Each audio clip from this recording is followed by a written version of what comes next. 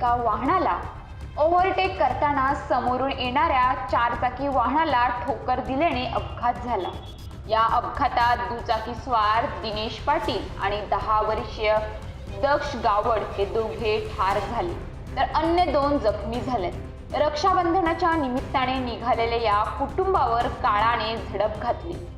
तर नालासोपारा येथे रुपेश गावड हे आपली पत्नी ऋषाली गावड, 2 मुले श्रावणी गावड आणि दक्ष गावड यांच्यासोबत राहतात। रविवारी पत्नी ऋषाली ही 2 मुलांसह रक्षाबंधनानिमित्ताने भावाला राखी बांधण्यासाठी सफाळेवरून कोरे येथे गेली।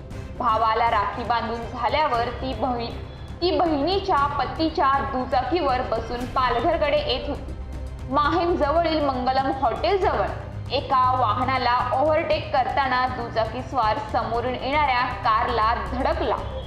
ही धडक इतकी भयंकर होती की चारचाकी वाहनाची एअरबॅग ओपन झाली। या अपघातात दक्ष गायकवाड याचा जागीच मृत्यू झाला। दुचाकी चालवणारा मथाणे येथील दिनेश पाटील याचाही खासगी रुग्णालयात उपचार घेत असताना मृत्यू झाला।